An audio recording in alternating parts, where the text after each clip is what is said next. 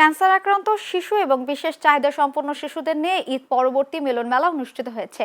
শনিবার দুপুরে রাজধানীর বনানীর একটি হোটেলে সামাজিক সংগঠন অবাক ফাউন্ডেশন ও ঝলক ফাউন্ডেশন অনুষ্ঠানটির আয়োজন করে। অনুষ্ঠানে বক্তারা বলেন, ক্যান্সার আক্রান্ত ও প্রতিবন্ধী শিশুদের ভবিষ্যৎ সুরক্ষায় রাষ্ট্রের পাশাপাশি সমাজের সকলকেই এগিয়ে আসতে হবে। সামাজিক ব্যবস্থায় পারে এ সকল শিশুদের প্রাণবন্ত করে গড়ে তুলতে। বিশেষ চাহিদা সম্পন্ন শিশুদের পাশে দাঁড়াতে সমাজের ধনাঢ্য ব্যক্তিদের প্রতি আহ্বান জানান তারা।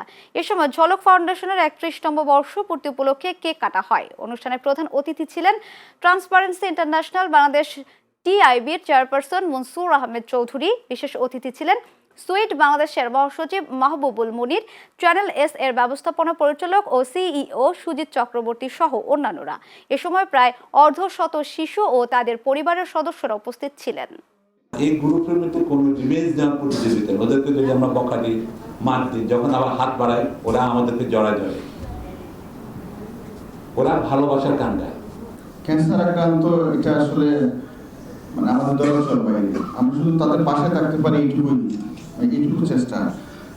এবং যারা প্রতিবন্ধী, বিভিন্নভাবে প্রতিবন্ধী আছেন, তাদের নিয়েও ঝলক ফাউন্ডেশন এবং অবাক বাংলাদেশ কাজ করছে।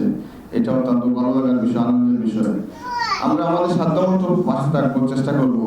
এরা সবাই আমাদের বিশেষ দৃষ্টি আকর্ষণ করে, তাদের প্রতি আমাদের যত্নশীল হওয়া উচিত, আরো সচেতন হওয়া উচিত এবং তাদেরকে আরো সহায়তা এবং সমর্থন আমাদের সাধ্যমতো সবসময় করা উচিত।